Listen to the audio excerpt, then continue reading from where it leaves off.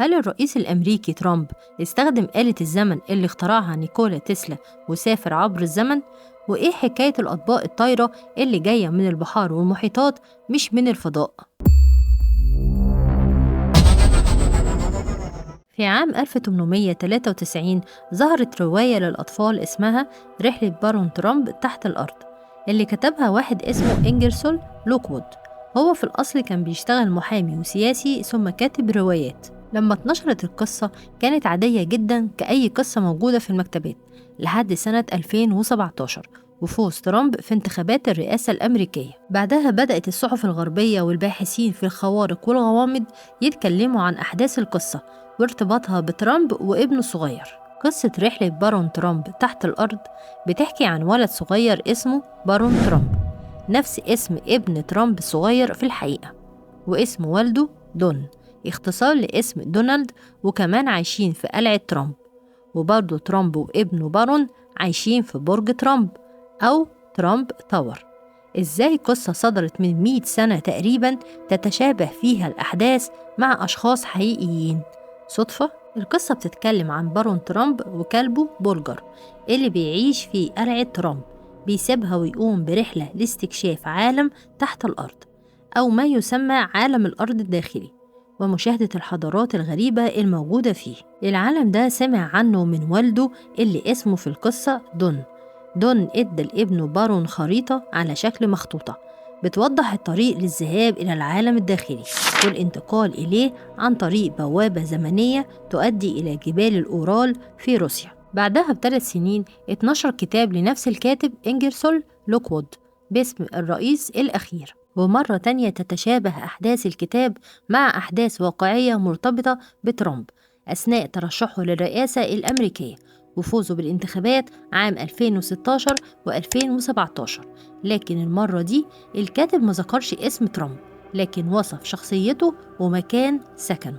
كتاب الرئيس الأخير بيتكلم عن مرشح الرئاسة الأمريكية هيجي من عامة الشعب وغني جدا، بيعيش في برج في الجادة ال5 في نيويورك، نفس العنوان الحالي للبرج اللي عايش فيه ترامب وعيلته ومقر إدارة حكومته حاليا، واسمه ترامب تاور. والكتاب مكتوب فيه بالنص إن رئيس أمريكا الأخير هيقوم بتحرير الشعب الأمريكي من قبضة النخبة الرأسمالية أصحاب الدولة العميقة، ولكنه هيكون السبب في انهيار الاقتصاد الأمريكي وبالتالي سقوط أمريكا، وإن بمجرد الإعلان عن فوز الرئيس هتغرق أمريكا في حالة من الفوضى والاضطرابات.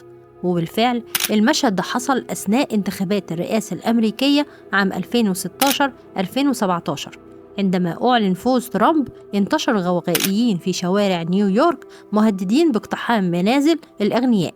الكتاب اسمه الرئيس الأخير، وترامب فاز حاليا في انتخابات 2024 ودي الفترة الرئاسية الثانية، ولا يجوز الترشح للانتخابات الرئاسية مرة ثالثة نهائي حسب الدستور الأمريكي. بالإضافة إن كتير بيؤكدوا إن أمريكا هتحكمها سيدة ملونة حسب ما أشرت في الفيديو ده. كتير من الصحف الغربية المهتمة بتفسير الظواهر الغامضة حاولوا يفسروا التشابه العجيب الموجود في الرواية والكتاب وعلاقته بعيلة ترامب. قالوا إن ترامب ممكن يكون سافر عبر الزمن لأن عمه جون جي ترامب كان فيزيائي ومخترع وصديق مقرب لنيكولا تسلا، وكمان أحد الممولين لأبحاث تسلا والوحيد اللي كان ليه الحق في الاطلاع على أبحاثه واستخدامها. بعد الوفاة الغامضة لنيكولا تسلا عام 1943 استولى مكتب التحقيقات الفيدرالي على كل أبحاث ومشاريع تسلا واللي كان من ضمنها آلة الزمن، ويقال إنه قدر يخترع آلة تضاعف سرعة الزمن وتسافر لأبعاد أخرى. فهل استطاع ترامب استخدام الآلة دي وسافر بيها عبر الزمن عن طريق عمه؟ ترامب اتكلم عن عمه جون جي ترامب وقال إنه كان على علم بالطاقة النووية من قبل اكتشافها، وقال في إحدى المقابلات الإعلامية في فترة رئاسته الأولى إنه هيكشف كتير من الأسرار والفضايح والحقائق المخفية، وعنده أسرار مدهشة عن حادثة روزويل الشهيرة وتحطم الطبق الطائر والقبض على مخلوقات غريبة احتجزها الجيش الأمريكي. ولكن ترامب ما كملش في الحكم وترك الرئاسة بعد التصريح ده. حاليا الكونجرس الأمريكي عقد جلسة استماع ل3 أشخاص متقاعدين واحد كان بيشتغل في CIA و2 كانوا بيخدموا في البحرية الأمريكية. المفاجأة إنهم قالوا لما كانوا في الخدمة رصدوا كائنات غريبة وصحون طائرة، وإنها مش جاية من الفضاء ولكن جاية من البحار والمحيطات، لأن دايما كان بيتم رصدها ومشاهدتها فوق البحار والمحيطات. وقالوا عليها صحون طائرة لأنها شبه الطبق بتطير في الهواء بدون أجنحة، وسرعتها هائلة تفوق سرعة التوربيد، وتقدر تتحكم في الطائرات ولا يستطيع الطيار السيطرة على طائرته. وقالوا كمان إن فيه تحتيم كامل وسرية عالية على كل المعلومات الخاصة بالموضوع ده، وإنه موضوع قديم وموجود من سنين. وبعد التصريحات دي الناس ربطت بين البوابات الزمنية أو البعدية الموجودة في البحار وبين الأطباق الطايرة، وإن المخلوقات دي جاية من بعد آخر موازي، زي مثلا البوابة الموجودة في مثلث برمودا في المحيط الأطلسي، وتعتبر أشهر البوابات الزمنية على الأرض. أحب أزود معلومة تقدروا تتأكدوا منها بنفسكم، وهي إن الهرم الأكبر في مصر واحد من البوابات الزمنية، ويقع على الخريطة في المنتصف بين أخطر بوابتين زمنيتين، مثلث برمودا في المحيط الأطلسي ومثلث برمودا في المحيط الهادي.